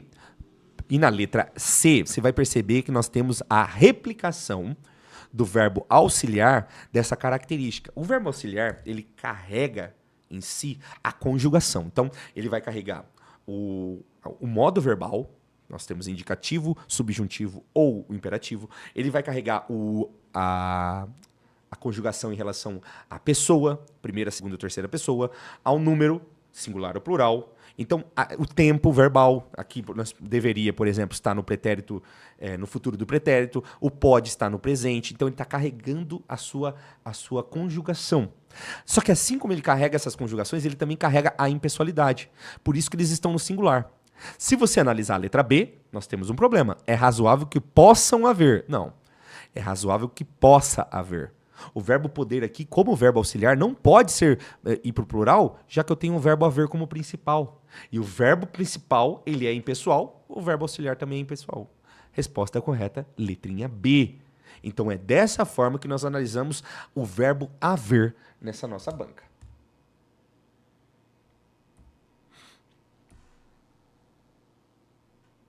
De acordo com as normas da língua culta, deu uma enrolada na língua, das alterações feitas na redação da oração adjetiva no trecho, aquele ponto impreciso em que o fim de um sonho se confunde com o início do seguinte. No primeiro parágrafo, está incorreta. Ó, tem um aqui que está incorreta.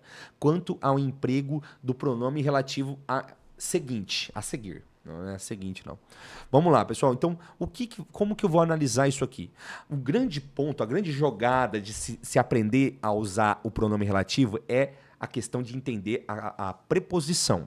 Então, é mais importante você entender a preposição do que o pronome relativo por si só.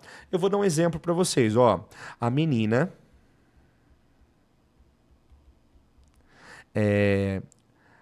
aqui, a quem me referi,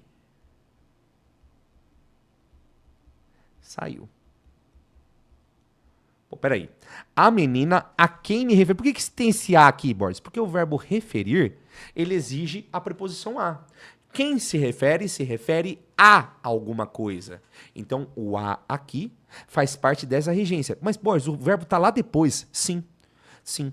E é por isso que eu preciso analisar aquilo que é necessário. Porém, no nosso exercício aqui, vamos analisar, tá? Uma por uma. Aquele ponto impreciso, ó, no nosso enunciado, aquele ponto impreciso em que, ó, o em tá aqui, preposição correta, em que inclusive o em indica nesse caso um lugar, né? Em que o fim de um sonho se confunde com o início do seguinte. Ou seja, eu tenho aqui o uso do em como trazendo a ideia de lugar.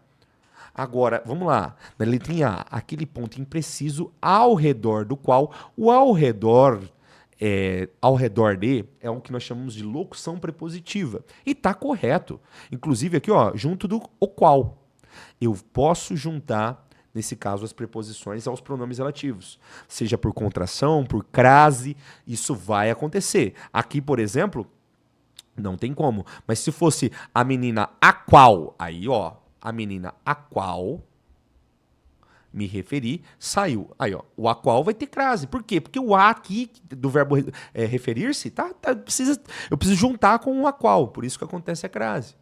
Então, está correto aqui o ao redor do qual. Na letra B, aquele ponto impreciso em cuja extremidade, cuidado com o cuja. Vou explicar para vocês o que é esse cuja. O pessoal tem muita dificuldade para entender o cuja. Oh my gosh, acontece demais. Pega essa frase aqui, ó. A menina cujos olhos...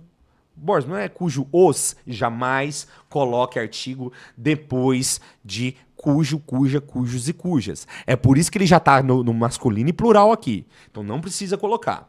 A menina cujos olhos admiro, saiu. Ótimo. O que acontece? O pronome relativo cujo é o mais peculiar dos pronomes relativos. O que você vai fazer? Ele está sempre entre dois nomes. Então, a menina e olhos. Quando eu falo nome, é substantivo. O que você vai fazer? Você vai cruzar. Ó, mesma coisa, mesma ideia lá da oração da voz verbal. Então, olhos e a menina. Agora me diz... O cujos, ele indica a ideia de posse. Qual é a preposição que me traz a ideia de posse? Bom, preposição que traz a ideia de posse? A, ante, até, após, com, contra, de. De é o de, exatamente. De mais a, tá. olhos da menina. Ou seja, tá? Eu admiro os olhos, como o cujos aqui, ele equivale ao os, eu posso colocar o os aqui. Por quê? Porque ele, olha, ó, ele tem o os. Então, os olhos da menina. Eu admiro os olhos da menina. Essa é a minha oração subordinada nesse caso. Qual que é a oração principal ali então, Borges? A menina saiu. Agora, quando eu faço esse cruzamento, eu já percebo a função do cujos. Certo? O que acontece aqui, ó? Quando ele coloca em cuja extremidade está o fim de um sonho, ó, aquele ponto preciso em cuja extremidade. Extremidade daquele ponto impreciso. Então, se está em algum lugar. Ó o em aqui. Tá bem nítido aqui. Tá? Então, o que acontece? Tudo certo também aqui. Na letra C, aquele ponto impreciso porque passam sonhos e utopias. Borges, pera lá, porque separado também é pronome relativo? Também é pronome relativo. Se você não viu minhas aulas ainda sobre a questão dos tópicos de linguagem, tá perdendo. Está perdendo. Ó, o caminho porque passei. Era feio. Pega aqui o porquê. Não consigo, né? Eu falo que o porquê separado, ele acontece quando você consegue colocar a palavra motivo na frente. Então, ó, o caminho porque motivo passei. Não deu certo não, Borges. O que eu faço daí quando acontece assim? Você vai pegar o porquê e vai trocar por pelo qual e suas flexões. Pelo qual, pela qual, pelos quais, pelas quais. Aqui, o caminho pelo qual passei. Pronto. Então, aqui eu tenho o pronome relativo. E nesse caso, quem passa por algum lugar, está aqui o nosso por. Resposta está também correta. Eu quero a incorreta. Vamos pular a letrinha D por motivos óbvios, o pessoal já deve ter acertado, né? Aquele ponto impreciso com o qual se medem os valores. Pessoal, quem mede os valores com algo. Com o quê? Com aquele ponto impreciso. O com está corretamente empregado aqui. Mas, né, para ficar mais tranquilo para a gente, né, a nossa alternativa aqui, que realmente ela gera uma boa dúvida. Porque, ó, aquele ponto impreciso acerca de cuja... Acerca de cuja? Acerca de cuja? Então, não faz o menor sentido usar esse acerca de cuja. Aqui seria aquele ponto impreciso cuja existência... sobre cuja existência há muitas dúvidas. Há muita existência sobre aquele ponto impreciso. Então, eu poderia usar o sobre. O acerca separado não indica essa ideia de sobre, tá? Então, seria aqui acerca todo junto de cuja. Borges, existe acerca de cuja? Existe, mas desde que esteja tudo junto, porque daí significa sobre cuja. Entendeu? Borges, sobre cuja? Sobre cuja, está correto. Desde que você faça aquela inversão que nós fizemos aqui, você vai conseguir acertar. Tá? Pessoal, finalizamos. Eu quero saber se vocês gostaram dessa aula, se serviu para vocês. Tá? Chegamos aí, passamos da meia-noite, né, tendo a nossa aula. Então eu espero de coração mesmo que vocês tenham aproveitado pelo menos alguma coisa dessa aula que sirva para vocês, independente de vocês. Pô, Borges, eu não sei se eu vou ter mais aulas contigo, não sei o quê, mas vamos dizer que você não tenha. Se essa aula te ajudou de alguma forma, eu já fico muito, mas muito feliz, tá? O nosso intuito, primeiramente, é com certeza fazer, né, aquilo que nós nascemos para fazer, que é ajudar uns aos outros. Então, eu gosto muito de trabalhar com o Harris, porque, cara, ele é um cara que tem essa visão, ele é um cara que tem essa mentalidade. Vamos ajudar os próximos, vamos ajudar o nosso próximo, né, nesse mundo. E é por isso que eu gosto tanto de trabalhar com ele, e é por isso que nós estamos aí nesses projetos juntos aí, buscando cada vez mais melhorar e eu levar vocês a alcançar o objetivo, que é o quê? O concurso tão sonhado da vida de vocês. Então, muito obrigado por participarem. Eu peço, por favor, que considerem deixar o like nessa aula, tá? De coração mesmo. E é isso, pessoal. É isso? Podemos finalizar?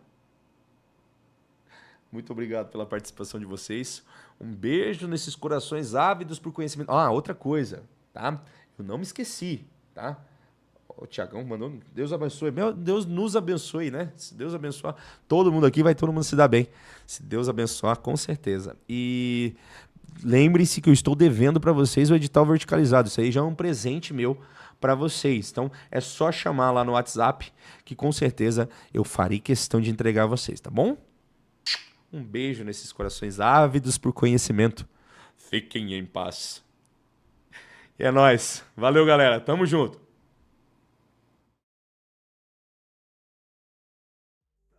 Geral, ele é especialista.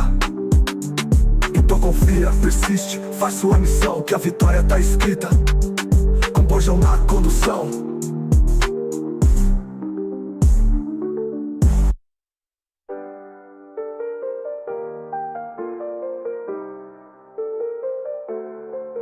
Meu Bojão, o professor campeão, te faz dominar a língua com precisão.